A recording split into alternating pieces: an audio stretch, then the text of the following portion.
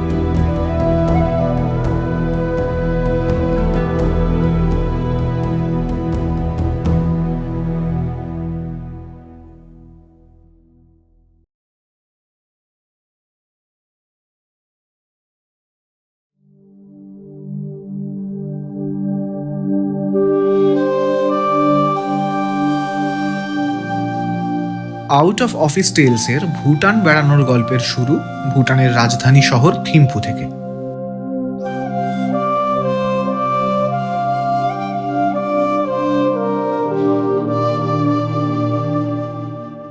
Good morning everyone.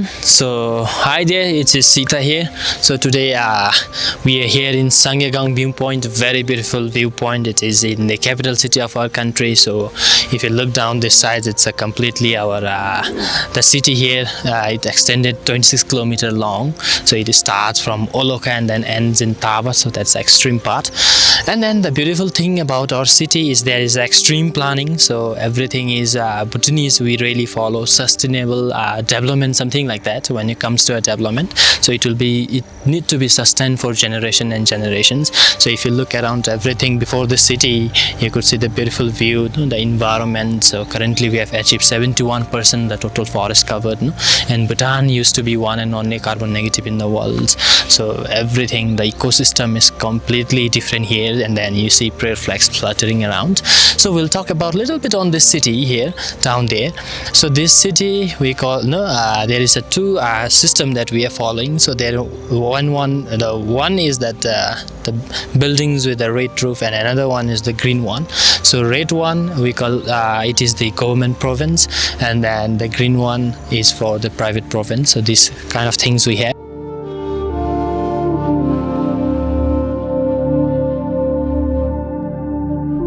নিজেদের প্রাচীন সংস্কৃতিকে সঙ্গে নিয়ে সাধারণ জীবনযাপন করেন ভুটানের মানুষ, কিন্তু এই সাধারণের মধ্যে থেকেই জন্ম হয় অনেক অসাধারণ চরিত্রের।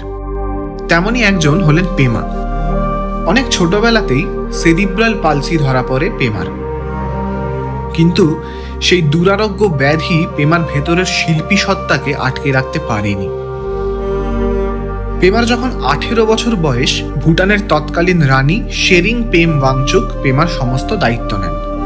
থিম্ফুর এক স্কুল থেকে পড়াশুনো এবং সেখানেই শিল্প চর্চার হাতে খড়ি। তারপর নিজের পায়ের সাহায্যে রং তুলি হোক কিংবা ছেনি হাতুড়ি, তাই দিয়েই পেমা তৈরি করে যাচ্ছে একের পর এক নিখুঁত পেন্টিং কিংবা ভাস্কর্য।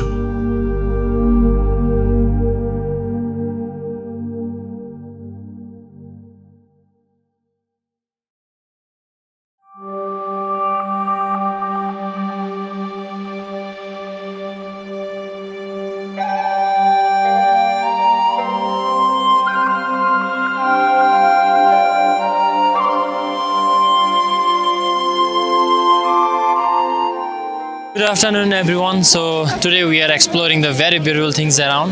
So we have completed few things and we are right standing here in front of the Buddha's statue here. So this is the one of the tallest Buddha's statue in the Asian country. So we are here currently. So before those statue and all, we'll talk a little bit about this one, the kapne. It's in our local language we call it as a kapne, or we can also, the informal word could be like a scarf. So I will show you how to wear and why this is wearing in the monastery. So first thing is this scarf got a small discipline, and then it is necessary to wear in the when you are visiting temples and the fort. The reason behind is mainly to show the respect to the higher officials. Like in temple, there will be bodhisattvas, the statue of gods and all. For them, we wear this one. And today, beautifully, you see a lot of crowds here. So that is where the lot of Bhutanese local people came here to receive the blessing from the Namkhai Ningpo, one of the 8 male bodhisattvas. We also call him as a disciple of Buddha. So after almost like 2,500 years later, he was born here in our country, and then he was giving the blessing to the local people. So we'll go on with this one, how to wear. So this is the one. So we'll make an equal length here, and then we'll turn like this. To move our body is not allowed actually, and then give shorter side this one, okay, and longer side this way. You see, this my scarf is quite bigger than my size, so I want to fold this one. So you check this diagonally, going to fold like this. So perfect. So there is many fringes here. So from there we'll get 3 fringes. So this represent the king, country and people. We call it as a chawasum. It's a disrespect from our heart. And we'll keep here like this and push it backward. So this is how it looks like. So you hold one hand here, right here, other hand like this, and then do 3 times. Thank you.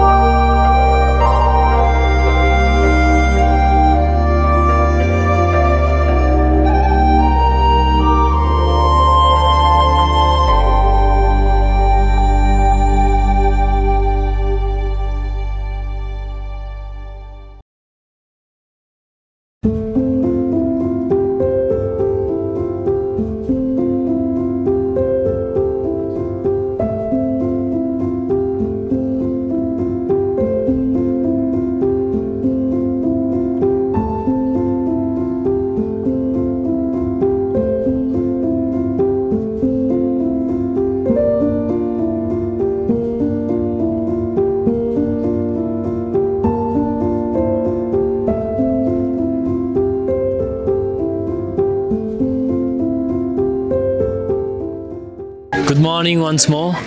So it's been 3 days exploring Bhutan with this mountain guide Sita, and then currently we are here in Dochu Pass. So yesterday we have beautifully ended the tour there in Thimphu, and today we are heading to Punakha. So in the way to Punakha, there's a beautiful stop here. This is 3,100 above the sea level. The weather, everything is chill here. So we are standing here. I'm going to talk a little bit about this the majestic, the stupa, and then the history behind. I want to unfold the history behind this stupa. So what happened was a long time ago, almost like 21 years old now. So 2003, what happened was there was a civil war in our country. So exact number we don't have, but we said like almost there was 30,000 the militant that have entered our country informally. So our master the king, the great fourth king, have warned them, but they want a war. So that was what it happened, and then in December 12th, his master the king himself marched from Thimphu, leaving behind the great fifth king there, and they said almost like, if I die in the war, you need to rule our country. So that is what his master, the great fourth king, said to the fifth king, and then he marched towards the Teotihuacan, where there was a military tent there. And then the war broke out, and then it almost lasted for 4 days. And then December 17th, the National Day of Bhutan, the His Majesty the King announced saying like we flushed out all the militant. So it was the very the biggest victory for our safety and sovereignty. So it was a very good, it was very fortunate thing that we have done in our country. So mainly to commemorate the fourth king and then the last civil war of our country. So we have built this beautiful 108 stupa with same size and same height. And then if you look there, there is one bigger stupa. So total that is 109 stupa here.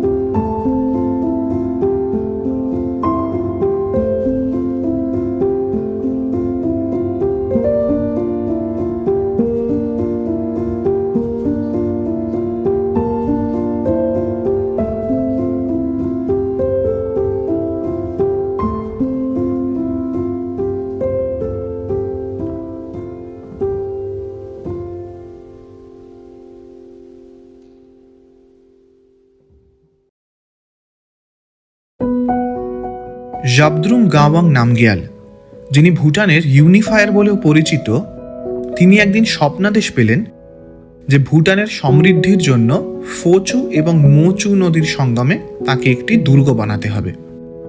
সেই আদেশ মতো Phochu the father river অর্থাৎ পিতৃশক্তি এবং মোচু the mother river অর্থাৎ মাতৃশক্তির পবিত্র সঙ্গমে তিনি তৈরি করলেন পুনাখা জং।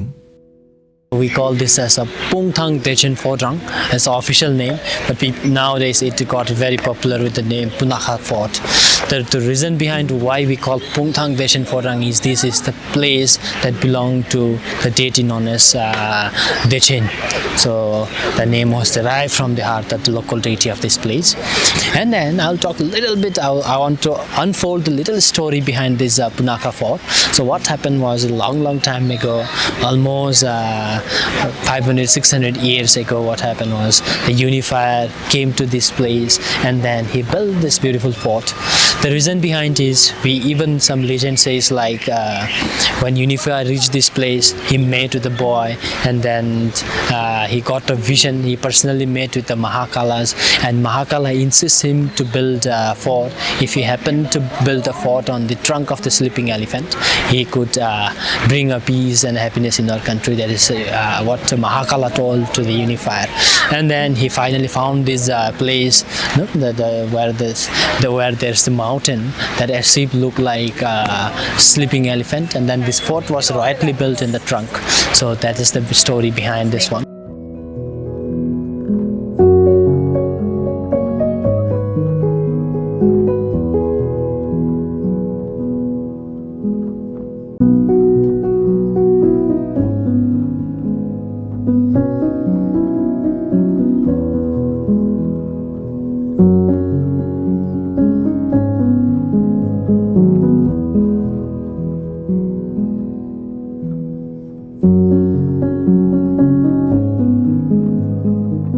এরকম আরো অনেক গল্প কিংবা উপকথা জড়িয়ে আছে ভুটানের সব গোম্পা, লাখাং আর জংগুলোর সঙ্গে।